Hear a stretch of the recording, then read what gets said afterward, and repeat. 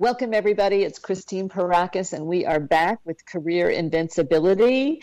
And if you were listening in last week, we are in for such a treat today. We have Dr. Bala Subramaniam back with us again. He's a teaching professor at Harvard Medical School and is doing some incredible research in anesthesia and meditation. And we're going to learn how this research is going to transform all of our lives. And I don't want to spend a lot of time giving you the background. If you tune into our last week's show where Bala was, I shared more about his background and bio, and he tells his incredible story of how he came to this work. But let's dive right in and welcome Bala to this week, and let's hear more about the work that you're doing in anesthesia and the connection to meditation. Welcome, Bala. Thank you, Chris. Thank you, Christine. It's my privilege and pleasure again. Yeah, absolutely. I'd love to share what has happened beyond my own personal journey and what I wanted to do afterwards. So we were talking about improving the patient's outcomes following surgery. So we have done a number of things that we can do during the surgery and after the surgery. And I also talked about how I was inspired by a professor at All India Institute of Medical Sciences to take care of pain. So for us as anesthesiologists, taking care of a patient's pain and how well they sleep following the surgery were two most important things. So a number of things were gelling together in the 90s, doing some pain research, in 2000s doing the cardiovascular sciences research, and the building of a School of Public Health. And then now in 2010 onwards, I was looking for something deeper than what I had been doing. So that's when the first 4 or 5 years was doing my own programs with Sadhguru, and also my own inner journey and awakening. Now in 2015, so during all these times, I told you how I was looking at nature and other things. And so what inspired me was work done by Dr. Ari Goldberger, who is known for his heart rhythms, and that exhibit is in the Museum of Science in Boston. So he talks about how, for example, when you look in winter, the trees, right, they are self-repeating branches out there. So if you take one branch and split it into smaller pieces, it'll be just basically the same design.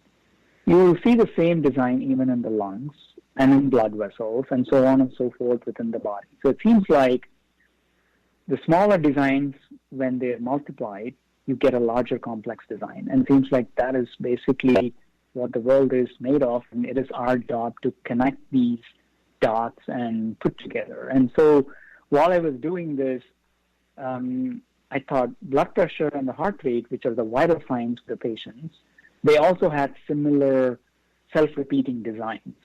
And the complex you are in terms of signal strength, the better you are. For example, let's say somebody comes and irritates you or gives you an unnecessary stimulus, you respond to that. But then majority of the people will quickly come down with their response and will behave normal. But there are a lot of people who carry that forever and ever, right? So, and those are the people who do not have complexity of these signals.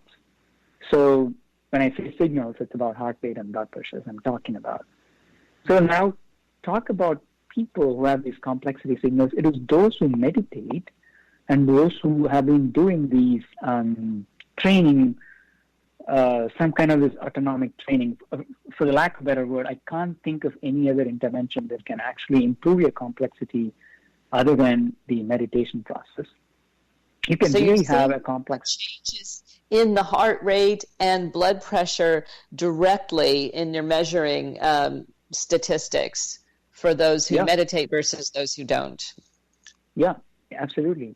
They'll have a better autonomic tone or the vagal tone, and they seem to have a better complexity of the signals, and they seem to be the ones who can be ready for any kind of challenge. It could be a physical challenge, like a surgical challenge, or it could be a mental challenge, like a coworker yelling at you or whatever, or a family situations or who doesn't have situations any outside. of those, right?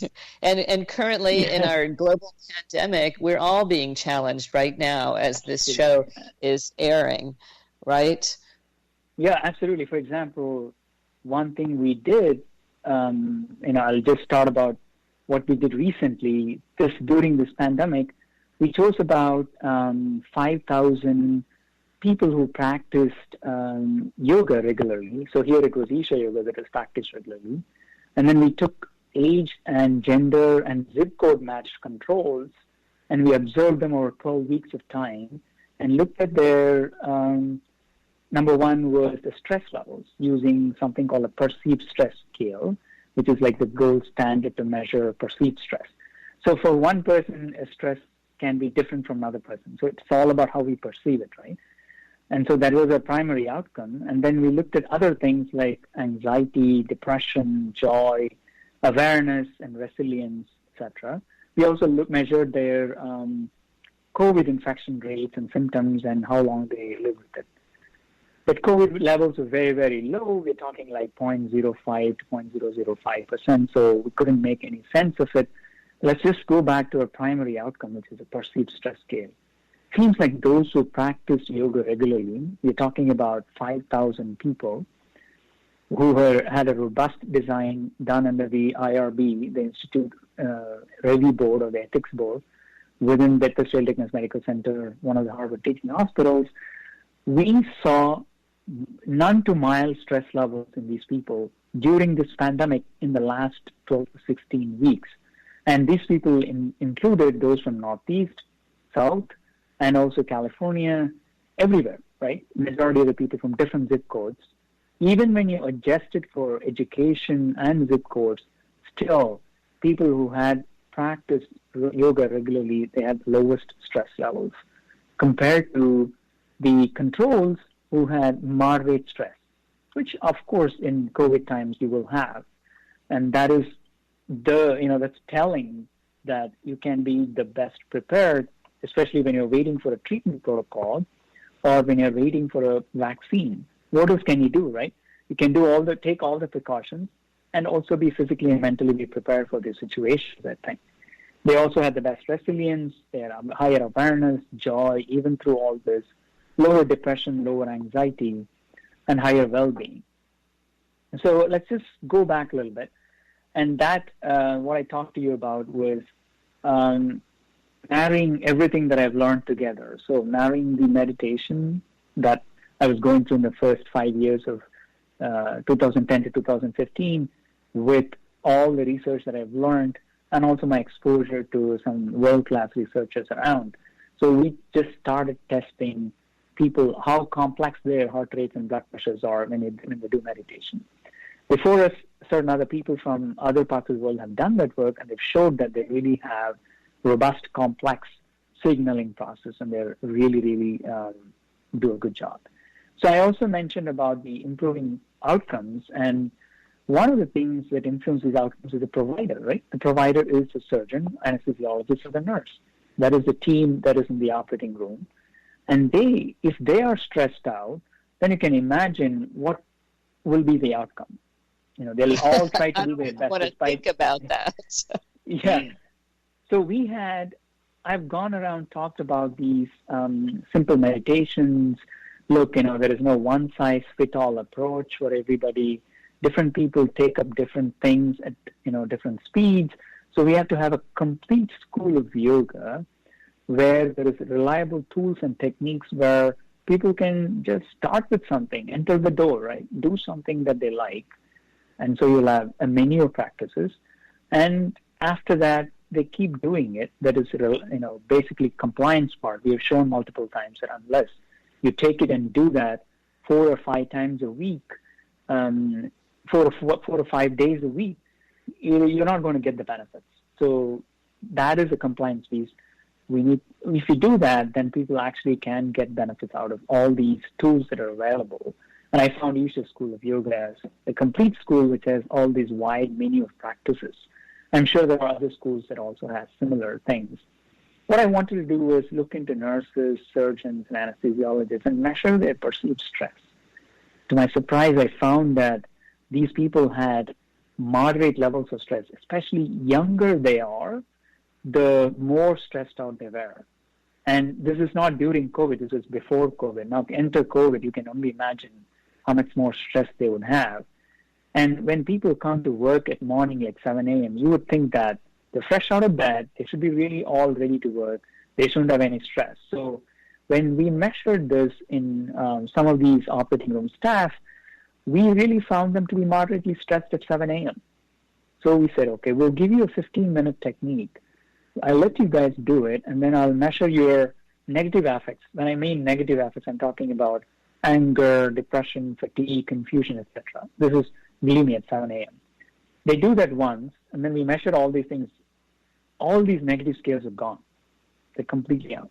The positive subscales didn't show any changes for that. I think they need to do it in a consistent manner for the next 6 weeks or so in order to, see these changes. So that made me think, okay, this is a simple meditation, which is out there. This is called Isha Kriya, a 12 to 15-minute meditation, which simply puts together your We've actually had that meditation on the show. We've had Sadhguru's meditation featured in one of our previous episodes. Yeah, Maya Rizkala brought that to us. So our listeners can go back and actually hear the Isha Kriya in, I'm going to tell you which episode in just a moment, so you know where to find it in our show. It is episode number 8. Oh, great. So everyone can relate to what you're talking about. That. Exactly. Yeah, so it's a free online web-based module. Anybody can just turn it on, learn it, and do it. Because it's a guided meditation, people say that research shows that out of all the meditative practices, guided meditations are the ones which seem to have a bigger effect, especially for novices, people who are starting out, right? So this is a great segue. We wanted to see a meditation like Isha Kriya. Does it really show some brain changes? So I want to bring to your attention that Sarah Lazar, who's one of the Harvard Medical School researchers, she basically showed in mid-2000s that people who do meditation for regularly, they actually have changes in their brain. They have increased cortex, cerebral cortical levels. Wow. And she was the first one to show that actually morphometric analysis of brain changes are seen with regular meditation. There's data that shows that insula, a brain site or region, which is responsible for interoception or your own awareness, actually thickens or increases in size the more you do meditation, which means you become more self-aware. And this meditation, Isha Kriya, that I'm talking about, I've gone around demonstrating it into multiple places. For example, we'll do a workshop and do a Q&A session. I think the question-answer session is the important piece because we need to address the questions and conceptions people have. For example, people think meditation means they have to stop their brain. No, it's not. The moment you become more aware, it is a win-win situation, and then you have to slowly go across in that spectrum. With EEG studies, we were able to... thoughts going through your mind, you're saying that it's not like we have to shut down any thought transmitting through our brains. So that is one thing that I've been telling people when I go and give these talks is just follow instructions. Don't try to do anything. Just follow instructions. And when you take the instructions, it is not like you have to go and say, I should stop thinking. No, just follow instructions and things will happen. And meditation is not something you can do. And this Sadhguru actually talks about it. He says that you can only prepare your mind to go into meditative states. You cannot do it. It's not an active process. So following instructions is a key. Sorry, you were asking something. Oh, no, that was the very question. I used to practice meditation and I would sit down thinking that my mind had to be blank and I could never achieve that. So I would end up just being tired of it.